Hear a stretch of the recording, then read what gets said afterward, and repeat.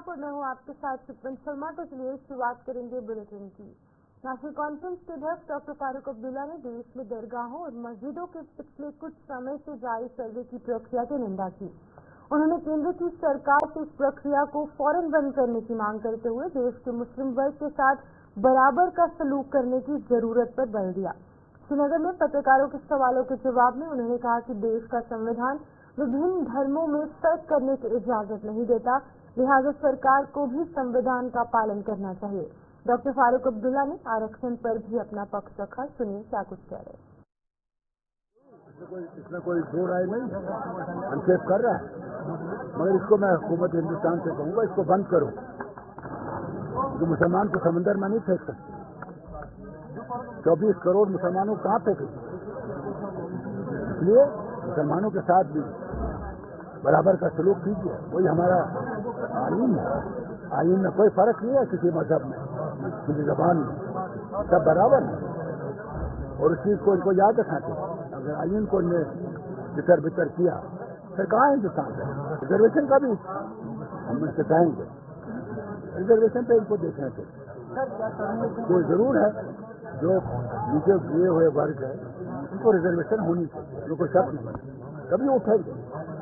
ये जो रिजर्वेशन रखी गई थी उनको बराबरी पे लाया था, इसको देखना चाहिए बराबरी। रियासी जिले में पिछले साल मिले लीथियम के भंडार को लेकर जियोलॉजिकल सर्वे ऑफ इंडिया द्वारा दोबारा सर्वे करने के लिए और इसके निर्देश दिए गए थे, जिस पर कि कांग्रेस नेता जयराम रमेश द्वारा उठाए गए सवालों का भारतीय जनता पार्टी ने जवाब दिया है। जम्मू कश्मीर के पूर्व डिप्टी सीएम कविंदर गुप्ता ने कहा है कि देश को बदनाम करना कांग्रेस पार्टी की मानसिकता में शामिल हो चुका है।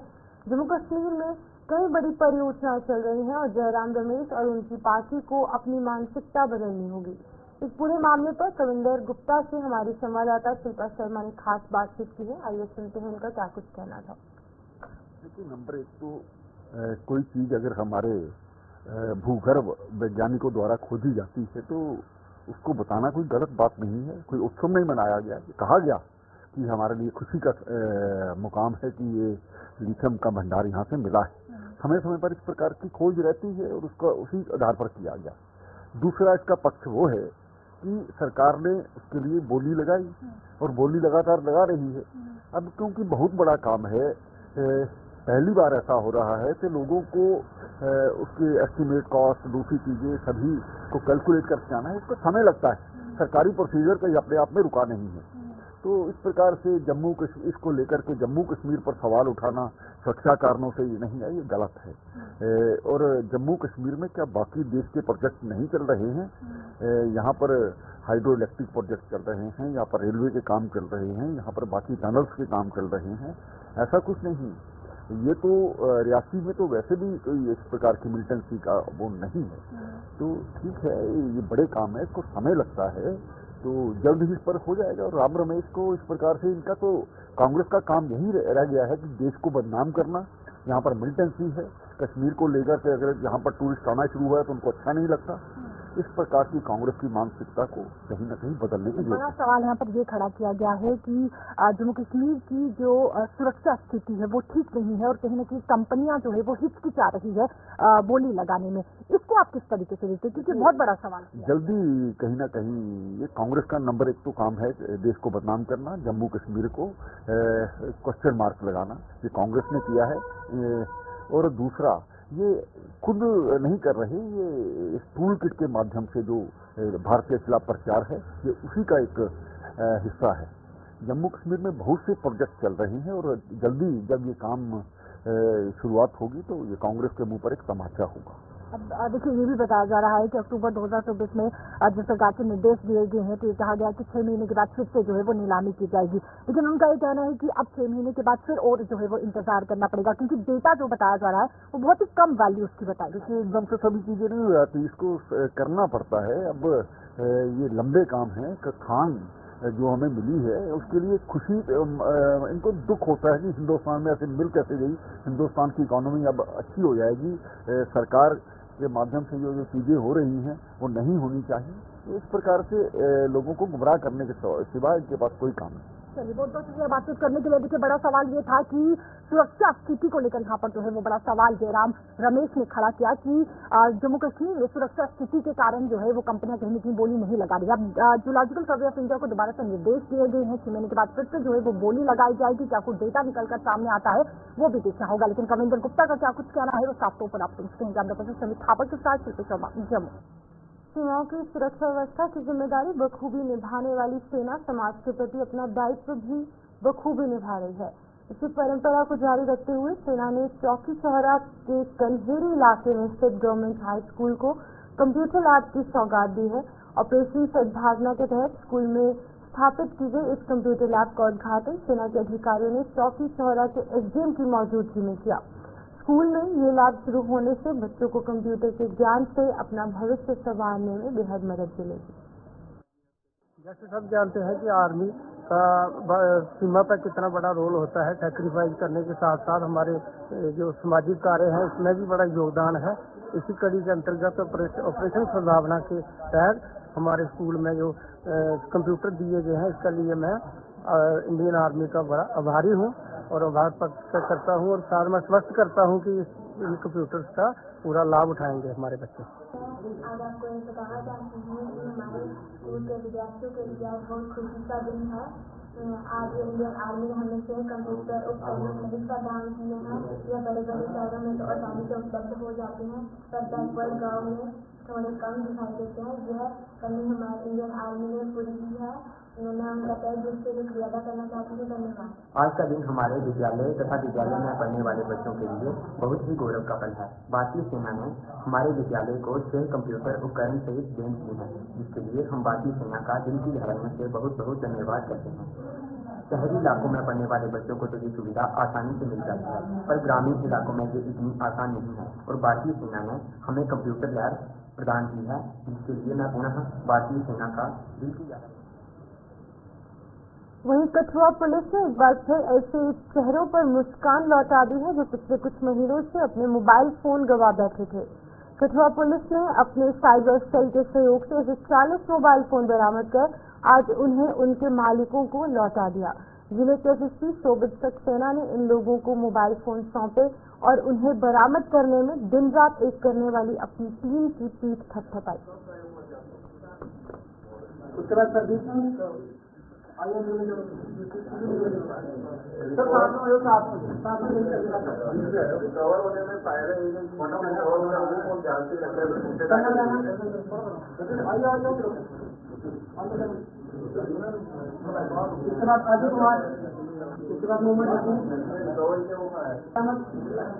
ऐसा कोई फोन वोन मिलता है पड़ा हुआ तो अपने पास रखने की जगह अगर वो जमा करा देगा। 40 मोबाइल फोन रिकवर किए हैं। ये ऐसे मोबाइल फोन है जो या तो लॉस्ट हो गए थे या चोरी हो गए थे।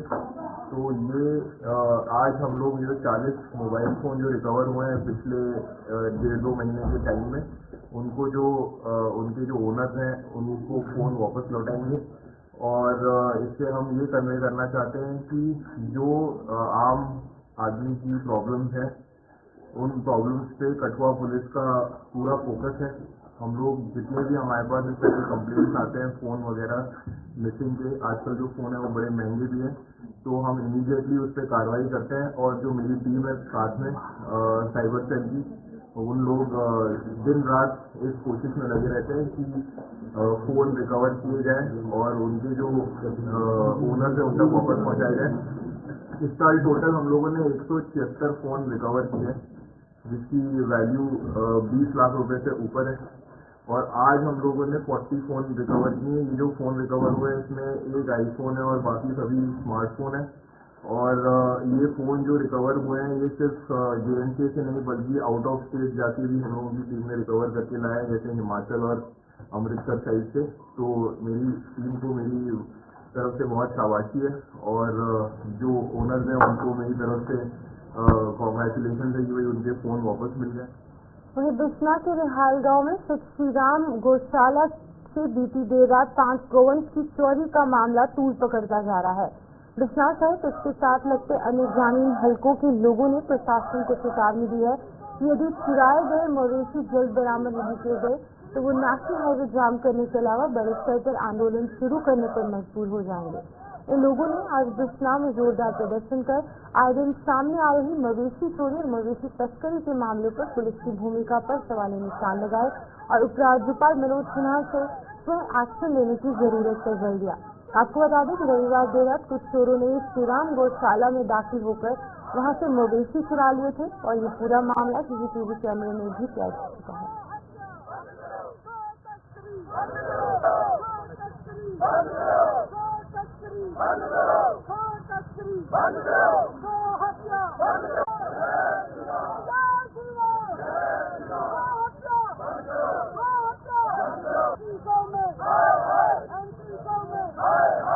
मैं जो अपने लोगों से कहना चाहता हूँ, जो सरकार को चेतावनी देना चाहता हूँ कि कम से कम हमारे लोगों में कुछ थोड़ा सा भी अगर नुकसान हो जाता है तो हमारे लोगों में जो पुलिस है वो पकड़ के ले जाती है।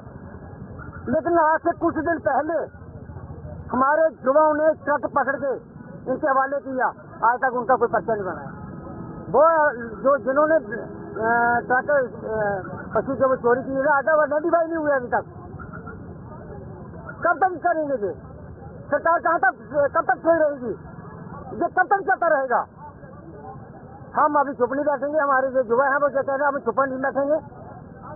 अगर हमारा जो नंदी जो है वो अगर 11 शाम तक वापस नहीं मिलता तो हम कल रोड नेशनल हाईवे जो है वो जाम करेंगे। ये हमारे युवा जो है वो तैयार हैं। हम यही देख रहे हैं, अभी हमें आश्वासन मिला है कि आपका नंदी जो है वो वापस मिल जाएगा। अगर नंदी वापस ना मिला आज तक शाम तक तो हमारे जो युवा हैं जो शाम कल जो है वो नेशनल हाईवे बंद करें।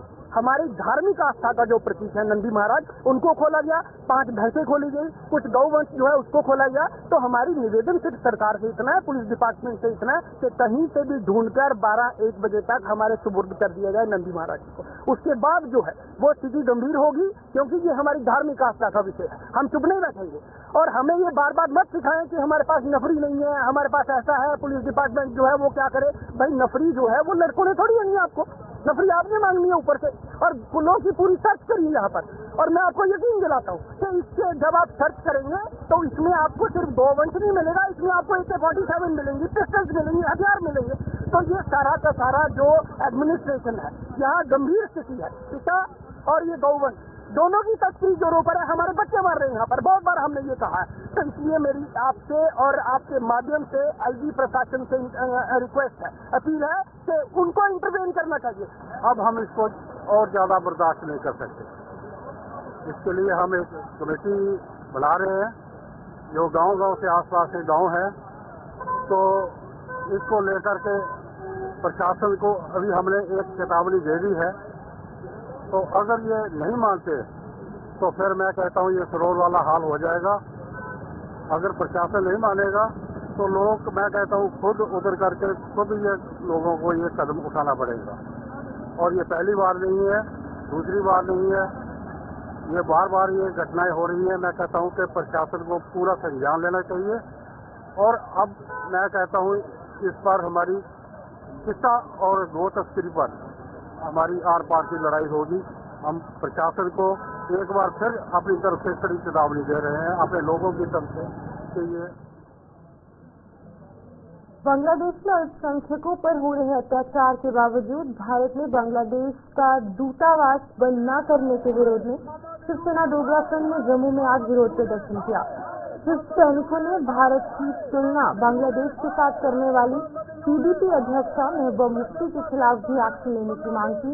फ्रंट के अध्यक्ष अशोक गुप्ता ने भारत और बांग्लादेश का दूतावास अभी तक बंद न किए जाने पर एतराज जताया और अमेरिका से भी बांग्लादेश के अल्पसंख्यकों पर हो रहे अत्याचार के लिए वहां की सरकार को चेतावनी देने की मांग की।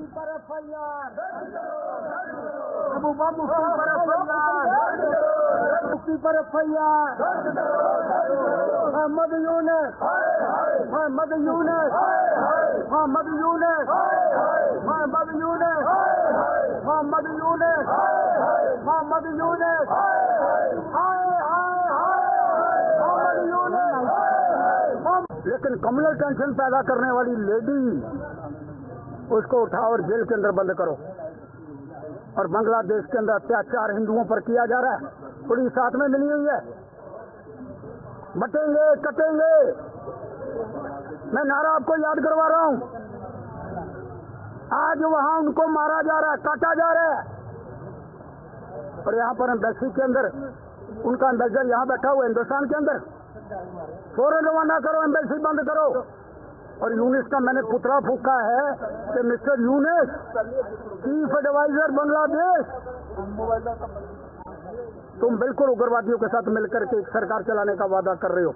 और श्रीमान ट्रंप जी, आपने बड़ा स्पष्ट करा था कि हिंदुओं के वोट, हिंदुओं की सुरक्षा, आज बांग्लादेश का प्रश्न आया। आप आपको जैसे ही कुर्सी पर बैठो चेतावनी दो बांग्लादेश को, क्योंकि हिंदुओं को वहाँ प्रताड़ित करने का प्रयास किया जा रहा है। एम्बेसी बंद करो बांग्लादेश की, उसको एम्बेसडर को रवाना करो और प्रोटेस्ट लॉन्च करो। और अगर वो नहीं समझता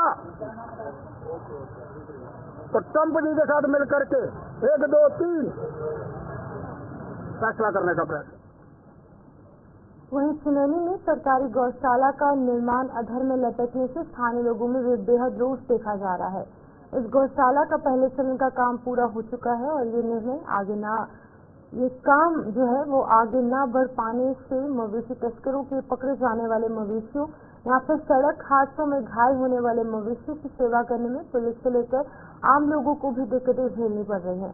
सुनैनी के लोगों ने प्रशासन से इसका संज्ञान लेते हुए ये काम पूरा करवाने का आह्वान किया है। देखिए, जैसे अभी कोई 2-3 महीने पहले अगर आप पीछे चले जाओगे तो यहाँ पे गायें पकड़ी थी पुलिस ने, तो समय समय पर पुलिस डंगरों को जो पकड़ती है उनको रखने के लिए पुलिस स्टेशन में भी इतनी जगह नहीं है। कई बारी 100 से ऊपर डंगर जो पकड़े हुए होते हैं पुलिस ने, इधर चनैनी सराउंडिंग में कहीं भी कोई जगह नहीं है, तो ये वहाँ पे भी काम आती है। अब जैसे पिछली लास्ट 2-3 महीने पहले 200 के करीब डंगर जो पकड़ा था और 15 दिन यहाँ पे ही हमने रखवाए थे वो डंगर।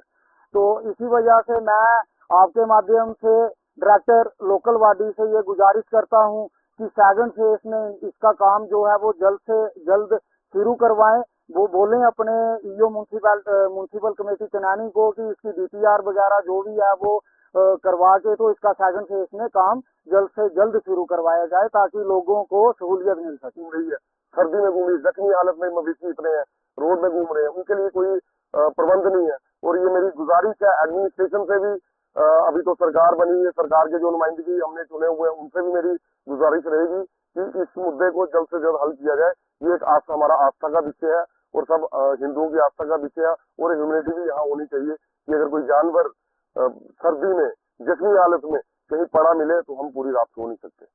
तो उसलिए इस कार्य को करना जल्दी से जल्दी इन सर्दियों में फंड रेज होने चाहिए। कैसे करने हैं, क्यों करने हैं, ये मतलब कहाँ से करने हैं, वो सब अथॉरिटी जाने, एडमिनिस्ट्रेशन जाने, जो भी कंसर्न डिपार्टमेंट है वो जाने। हमें चाहिए फंड जैसे मर्जी रेज करके अपना गौशाला का काम जल्द से जल्द लगवाया जाए। देखो, ये गौ माता का मसला है, कम से कम इतनी देर हो गई, काफी दिनों से हमारी कोई गौशाला नहीं बनी। अभी 4 दुबारी इसकी हुई कोई 1 साल पहले, लेकिन हम अपील करते हैं म्युनिसिपल कमेटी से, एमएलए साहब भी हमारे यहाँ इस टाइम कम से कम ये पैसा इधर इस पर करें, मेहनत करें तो चलो फायदा हो जाता है। कई लोगों को, हर बंदे को फायदा होता है। काफी गायें हमारे भी शहर की गायें हैं जो ऐसे घूमती हैं, चलो बंदा इधर रखता है 4 दुबारी में। आप ही सुरनकोट में फजलाबाद लोबरवी पंचायत में बने पंचायत घर की हालत बद से बदतर हो चुकी है। खंडहर में तब्दील हो रहे इस पंचायत घर की दीवारों में दरारें पड़ चुकी हैं और इसकी जर्जर हालत में सुधार के लिए ना तो पूर्व और ना ही मौजूदा सरकार कोई कदम उठा पाई। पंचायत में ग्राम सभाएं भले ही आयोजित की जाती हैं, लेकिन इसमें लोगों के बैठने के लिए कुर्सियों तक का इंतजाम नहीं है।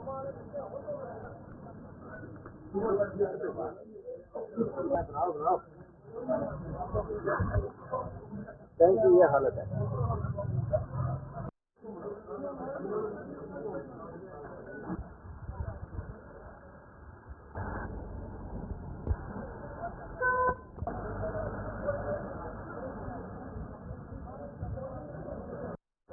ये पंचायत का ये नाम तो डिपार्टमेंट को है। पहली बात मैं ये कहूँ कि ये पंचायत का डिपार्टमेंट के नाम है ही नहीं है। जिस मालिक की जमीन है उसके नाम में कोई डॉक्यूमेंट नहीं है, कोई उसने लिख के नहीं दिया, ये पंचायत घर है ही नहीं है। दूसरी बात मैं ये कहूँगा कि ये आज ग्राम सभा है, यहाँ पर एक भी चेयर नहीं है, एक भी कुर्सी नहीं है, आप देख सकते हैं। फिर देखो झंडा, हिंदुस्तान का झंडा, उसकी ये हालत है। आप कैमरा लगा के दिखाएं ये झंडे की क्या हालत है। ये बड़ी शर्म की बात है। इससे ज्यादा शर्म की बात और क्या हो सकती है कि झंडे को कैसे नीचे किया है। यहाँ की कुर्सियां कहाँ गई हैं, वे भेज दी हैं, डिपार्टमेंट ने कहाँ छोड़ी है। ये क्या कर रहा है पंचायत डिपार्टमेंट। ये गेट की आप देखो, गेट की क्या हालत है, पंचायत घर की आप हालत देखो क्या हालत है। पिंजरे रखे हैं 10 साल से, पिंजरे रखे हैं, ना तो किसी को दे रहे हैं और ना किसी को दे रहे हैं, ना यहाँ से निकाल से उम्र सरकार से अपील करता हूँ कि कम से कम कुछ तो ध्यान करो। ये देखो तो सही ये क्या हो रहा है, ये कैसा है, ये एक्शन करना चाहिए डिपार्टमेंट के ऊपर के। ये हालत है पंचायत घर की। इसकी आप खुद ही देखा आपने कि कितनी बुरी हालात है। इसका गेट देखो कैसे गिरा हुआ है और इसकी दीवारें देखो, मतलब बुरी हालात है। यहाँ पंचायत घर तो नहीं कहा जाता, ये पशुओं का बेंचो वो मालखाना ही समझो जाता है।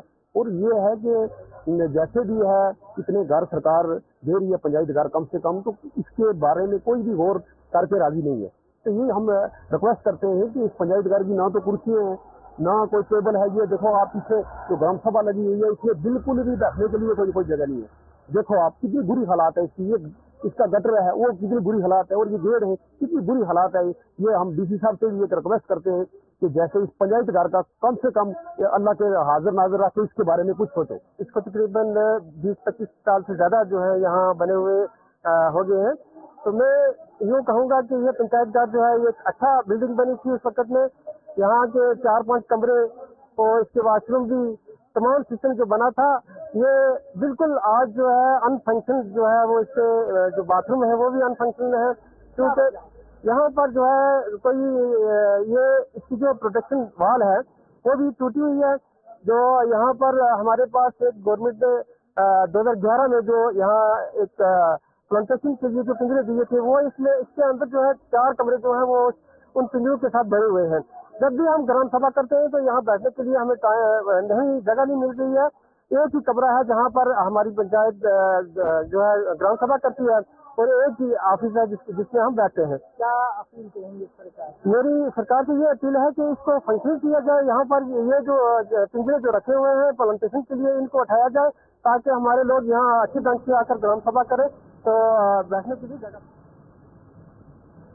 जम्मू में भारतीय जनता पार्टी का काफिला बढ़ता जा रहा है। पार्टी के जम्मू कार्यालय में आज आयोजित कार्यक्रम के दौरान कई लोगों ने भाजपा का दामन थामा, जिनका पार्टी के प्रदेश अध्यक्ष सत शर्मा और अन्य नेताओं ने जोरदार स्वागत किया। भारतीय जनता पार्टी में शामिल हुए सभी लोगों ने पार्टी का कंधे से कंधा मिलाकर साथ देने का प्रण लिया। सभी लोगों के मन में था कि जिस तरीके से देश के प्रधानमंत्री जी लगातार से देश के विकास में लगे हुए हैं, जम्मू कश्मीर के विकास में नरेंद्र भाई मोदी जी की भूमिका और जम्मू कश्मीर में उनके प्रयासों के चलते एक जो शांति का माहौल बना था, उससे मुतासिर होकर भारतीय जनता पार्टी के साथ आज भारी मात्रा में लोग जो हैं वो जुड़े हैं। मैं उनका भारतीय जनता पार्टी में स्वागत करता हूं और उनके माध्यम से जिस तरीके से पार्टी का हर कार्यकर्ता देश के हित में सोचता है, समाज के हित में, अपनी पार्टी के हित में और अपने परिवार के हित में, अपने हित में, उसी तरीके से ये कार्यकर्ता भी जो है वो मिलकर काम करेंगे। मुझे प्रोग्रेसिव सेल के कन्वीनर सी जी और एक स्वयंसेवी सतीश कुमार जी, इन दोनों को साधुवाद देना चाहता हूं कि जिनके प्रयासों के चलते आज जितने प्रबुद्ध नागरिकगण हैं, पंच सरपंच हैं, मातृशक्ति है, वो भारतीय जनता पार्टी के साथ जुड़े हैं।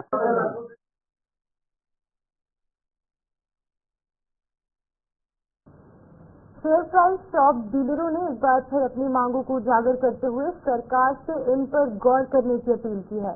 जम्मू में आज fair price shop dealer association ने एक सम्मेलन का आयोजन कर अपनी आगे की रणनीति की चर्चा की। इस सम्मेलन में डोडा से आम आदमी पार्टी के विधायक महराज मलिक को विशेष तौर पर आमंत्रित किया गया था, जिन्होंने इन डीलरों की मांगों को जायज ठहराते हुए सरकार से इन्हें राहत पहुंचाने की मांग की। जो राशन का माफिया है, एक आदमी है गलबल, मुझे लगता है जम्मू कश्मीर के अंदर 4 या 5 लोग होंगे जो राशन के नाम पे लूट कर रहे हैं और इतनी लूट हो रही है आप अंदाजा नहीं कर सकते, करोड़ों का मामला है और इन चीज़ों पर भी रोक होनी चाहिए और इन लोगों को इंसाफ मिलना चाहिए। इन्होंने काम किया है ज़मीनी सतह पर और आप देखेंगे पंचायत लेवल पर कितने मुलाजिम होते हैं, छोटे छोटे मुलाजिम, छोटे छोटे कुछ लोगों के लिए। ये तो एक पंचायत तक जो है डिलीवर करते हैं, राशन पहुंचाने का काम करते हैं। कोविड में इन लोगों ने काम किया, इनके लिए बेहतर पॉलिसी लाना ये इनका हक है और सरकार से उम्मीद करते हैं और हो जाएगी। कश्मीर से 10 डिस्ट्रिक्ट कश्मीर में है और 10 डिस्ट्रिक्ट जम्मू में। हमारी ऐसी डिमांड है कि डीलर को फिक्स पे मिलनी चाहिए, तो एक फिक्स किया जाए जो डीलर का जो लालन पालन घर का वो है वो चल सके, क्योंकि डीलर को अगर किसी खाते में नहीं रखा जाए 40 साल पूरी जिंदगी दे दी जिन्होंने और क्या दे सरकार को। और सरकार ने भी कोई पॉलिसी बनानी चाहिए। अगर बाकी डिपार्टमेंटों की पॉलिसी बनी तो डीलर के लिए क्यों नहीं पॉलिसी बनी। सौर ऊर्जा को घर घर पहुंचाने के लिए शुरू की गई पीएम सूर्य घर मुफ्त बिजली योजना के प्रति लोगों को जागरूक करने के लिए जम्मू जिले में अलग अलग जगहों पर कैंप लगाए जा रहे हैं। इसी कड़ी में अखनूर में आज एक ऐसा ही कैंप लगाया गया जिसमें कि बिजली विभाग के अलावा जम्मू कश्मीर बैंक के स्टाफ ने भी लोगों को इस योजना का लाभ लेने की औपचारिकताओं की जानकारी दी। उन्होंने बताया कि यहाँ पर सोलर पैनल लगवाने के इच्छुक लोगों को सब्सिडी दी जाएगी और अगर वो चाहे तो जम्मू कश्मीर बैंक लोन भी मुहैया करवा देगा। इसमें ये है कि जितने भी हमारे जैसे PGCL के कंज्यूमर्स हैं, जैसे मेरे सब डिवीजन अखनूर के, जो लोगों में स्मार्ट मीटर लग गए और जिनका किराया बहुत ज़्यादा है 10,000 महीने का 6,000, उनके लिए ये है कि अगर आप लोग ये वाली योजना को अवेल करते हैं, मतलब 3 किलोवाट का अपना सोलर प्लांट रूफ में इंस्टॉल कराते हैं, तो उनको 300 यूनिट उनके मंथली बिल में कम हो जाएगा और उनका किराया रिड्यूस हो जाएगा। और ये है कि आप 3 किलोवाट का लगवा सकते हैं, 6 का 5 का, उसकी अकॉर्डिंगली सब्सिडी वेरी करती है। और ये सारा लोन मतलब नरेंद्र मोदी के कहने पे जैसे राष्ट्रीय बैंक दे रहा है, वो भी 7%। अभी तक हमने 2 लोगों को लगा दिया है, 89 लोगों को मतलब अलॉट कर दिए हुए हैं और बाकी हम फॉलो कर रहे हैं कि कंज्यूमर लोन ले रहे हैं या नहीं। और 1683 पीपल रजिस्टर हो चुके हैं और अभी तक 141 एप्लीकेशन हमारी फुल फीजिबिलिटी हो चुकी है। तो चलिए न्यूज़ 20 में फिलहाल इतना ही। मुझे दीजिए इजाजत और आप बने रहिए गुलिस्तान न्यूज़ के साथ।